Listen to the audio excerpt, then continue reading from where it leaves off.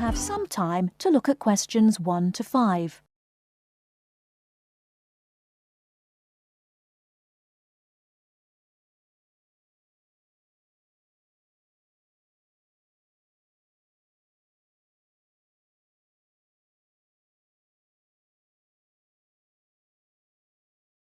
Now we shall begin. You should answer the questions as you listen, because you will not hear the recording a second time. Listen carefully and answer questions 1 to 5. Kingsbury College, can I help you? Oh, hello. I'm ringing to find out about one of your courses. Yes. Is that a daytime or an evening course? Evening. Right. I'll just get a few details from you, if I may. Fine. Could I have your full name, first of all? It's Peter Wright. That's W-R-I-G-H-T. OK. And I don't need to know your exact age, but can you tell me which of these age groups you belong to? 18 to 25, 26 to 35, 36 to 45, or over 45? 18 to 25. Fine. And do you have a job, or are you a full-time student? I'm an accountant. I just do courses in my spare time for interest. OK. Right. And your address, Mr. Wright? It's 11 Forest Road. Forest? Yes. Is that in Kingsbury? Yes, it is. I'm just down the road here. And do you have a phone number? It's 992471. That's my home number. I haven't got a work number. That's fine. We probably won't need it. Before you hear the rest of the conversation, you have some time to look at questions 6 to 10.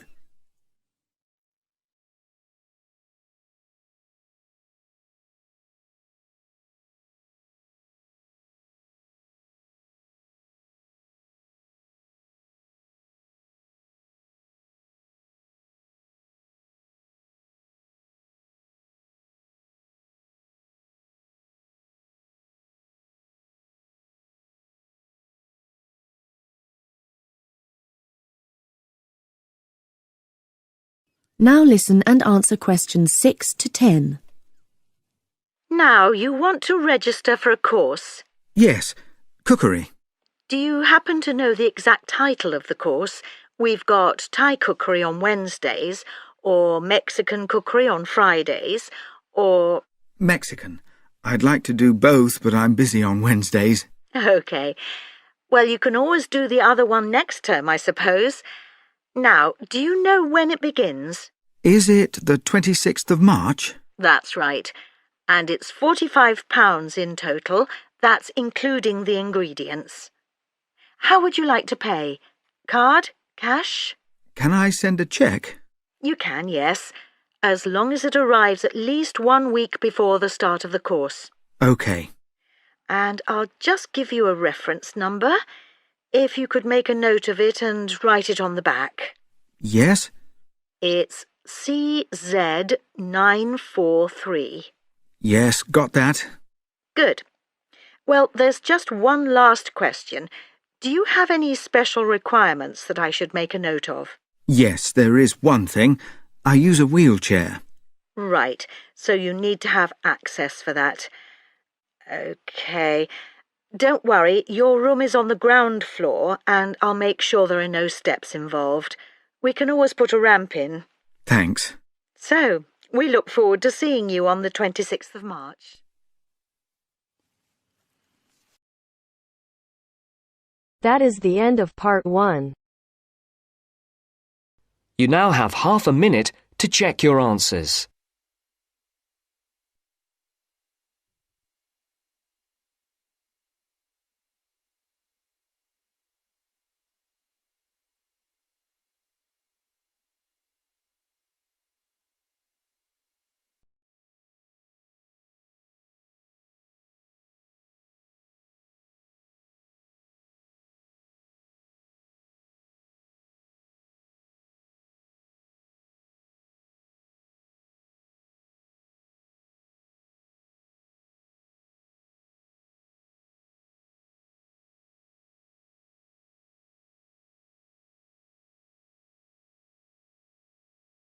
Now turns to part 2.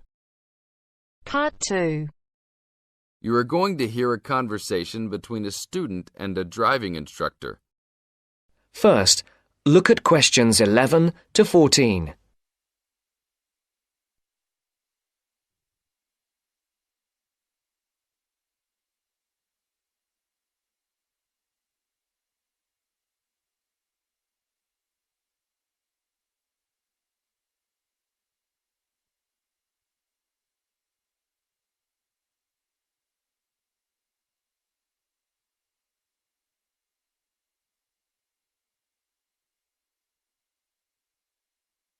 Listen carefully. Hello, I'm going to be your driving instructor today. Are you ready to begin? Hi, hope you don't mind. It's my first time driving a car. Of course not. That's my job. I teach people like you how to become a safe and responsible driver. So let's begin. Remember, the most important rule of driving: safety first. There are some steps to follow. First, you should put on your seatbelt. You should always remember to do that. In case of an accident or emergency, having a seatbelt on is of utmost importance. Okay, I have my seatbelt on. Now what should I do? Start the car. Good. Now make sure that the steering wheel is in the proper position and that your seat is not too far or not too close to the pedals. I'm all ready to go. Should I shift into first gear? Don't forget to put the parking brake down. You don't want to drive with that up. Oh yeah, I almost forgot. If I have the parking brake on, I won't be able to accelerate. Yes, that's right. Now put the car in reverse and slowly back out of the parking space. Good. Put the car in first gear. When should I shift? Is it better to shift slowly or quickly? You can shift whenever you feel is appropriate. This means shifting should occur smoothly. Do not shift too slowly or you will stall. Shifting too fast will waste gas. Shifting is simple. Just remember to shift smoothly. To shift, you will have to push the clutch and then push the gas pedal. Before the broadcast continues, look at questions 15 to 20.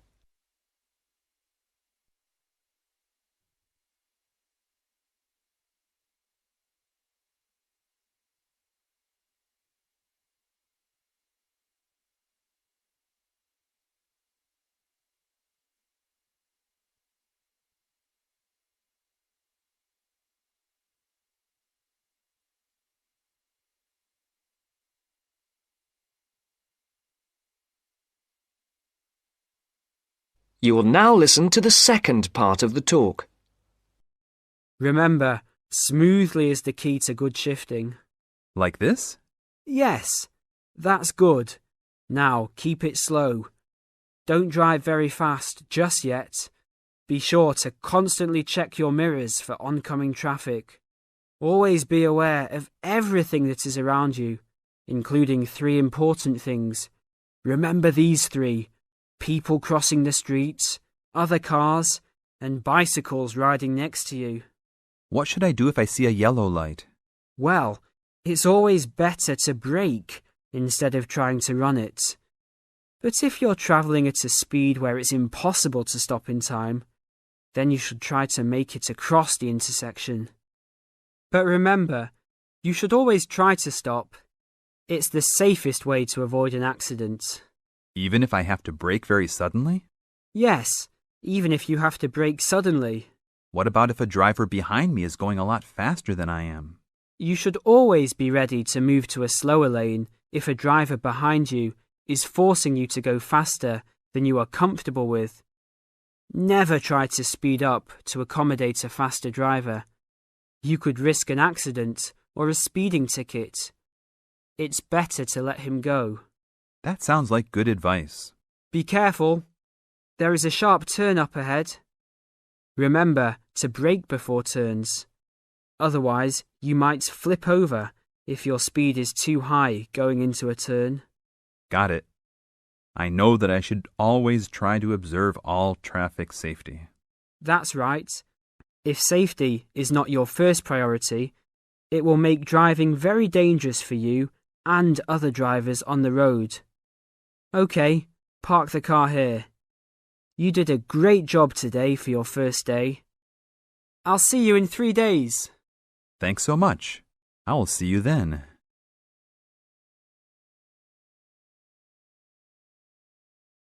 That is the end of part 2. You now have half a minute to check your answers.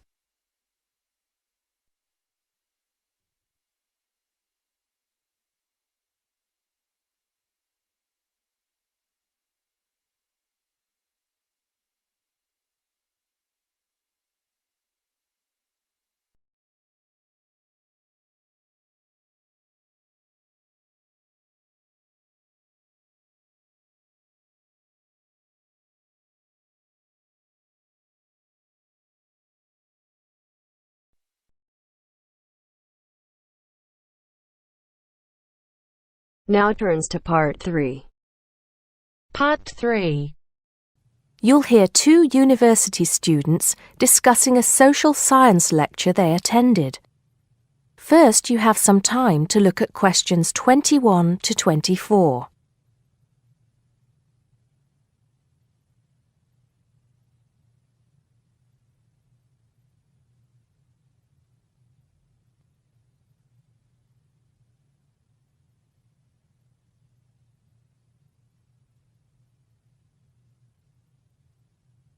Now listen carefully and answer questions 21 to 24.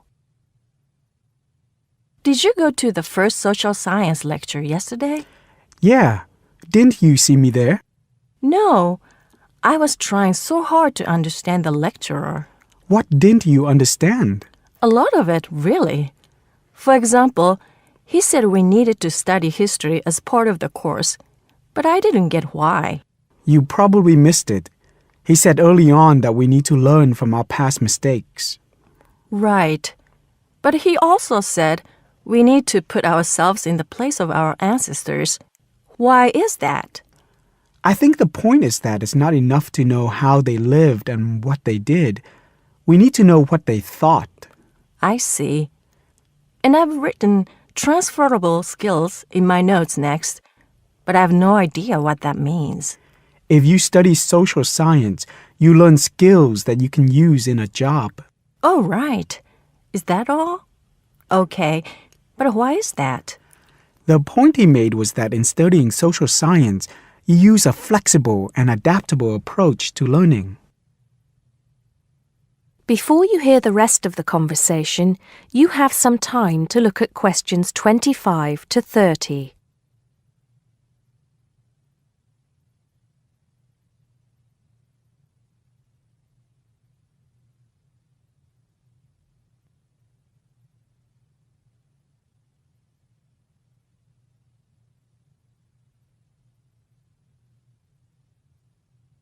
Now listen and answer questions 25 to 30.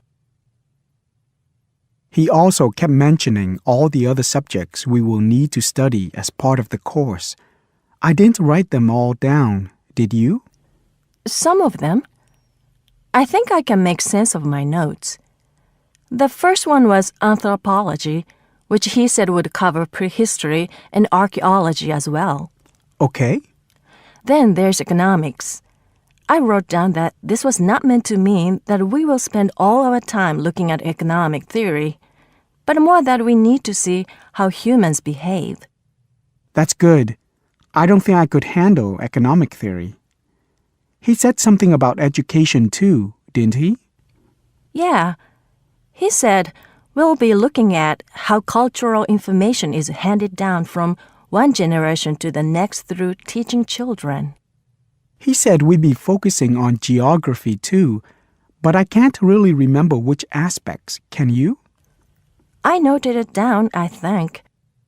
Here we are, yes, particularly in relation to urban planning. It's law that I got confused about. I didn't understand why he linked that to economics. I think he meant that laws affect the way wealth is distributed. That makes sense. Now, what are the science wars? Okay, I did get that. The science wars are about how social science collects information. In sociology and social work, and in social science generally, they can only study patterns of behavior and observe. If you compare that to the way scientists work in physics or chemistry, it's very different because they use specific experiments that can be tested and which give concrete answers. Social studies is often accused of being unscientific. That's all. Okay. But it still looks like a good course, doesn't it? You don't have any regrets, do you? None at all. I'm looking forward to it.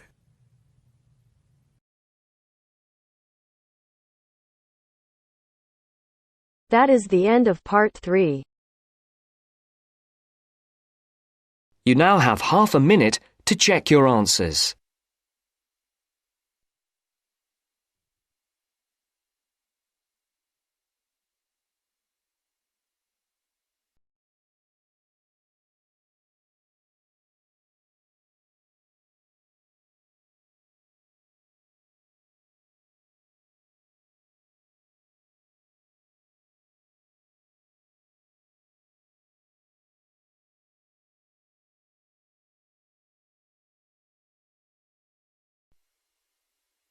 Now turns to part 4. Part 4. You're going to listen to a talk about tea in the UK. First, you have some time to look at questions 31 to 40.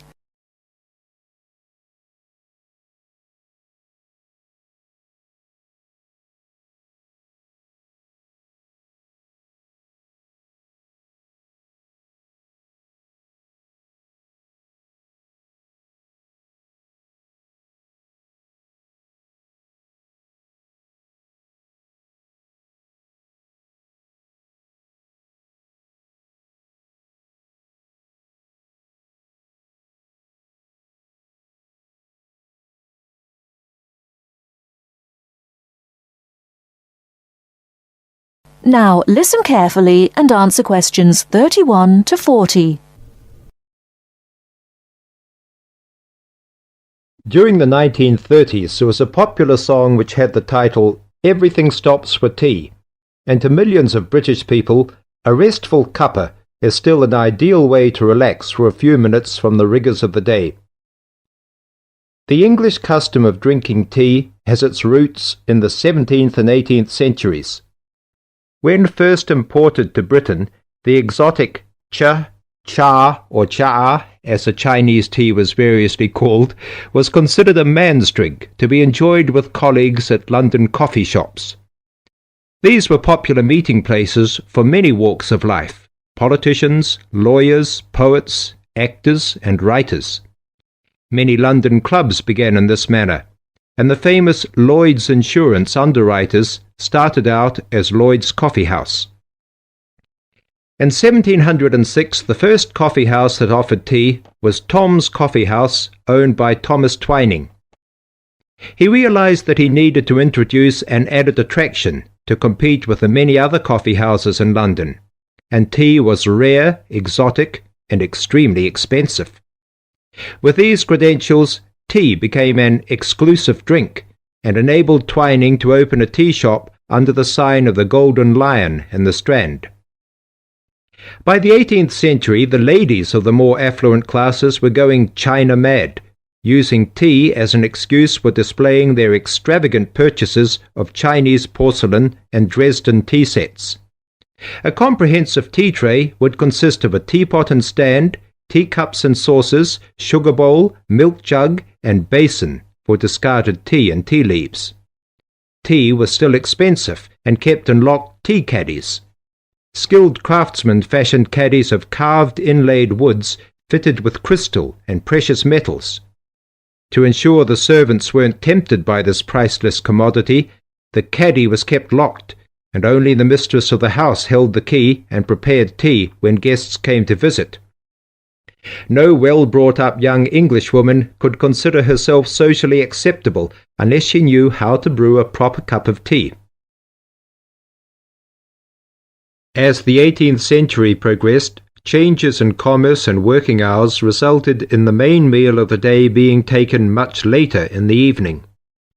The prospect of lasting from breakfast until evening did not appeal to the Duchess of Bedford, who is usually credited with being the first to alleviate late afternoon hunger pangs by introducing a small 4 o'clock meal served with tea. With time, the light, wafer-thin toast or delicate white bread gave way to exotic fillings like tomato and egg, cucumber, chicken, or potted shrimps, followed by buttered scones, crumpets, or elegant pastries.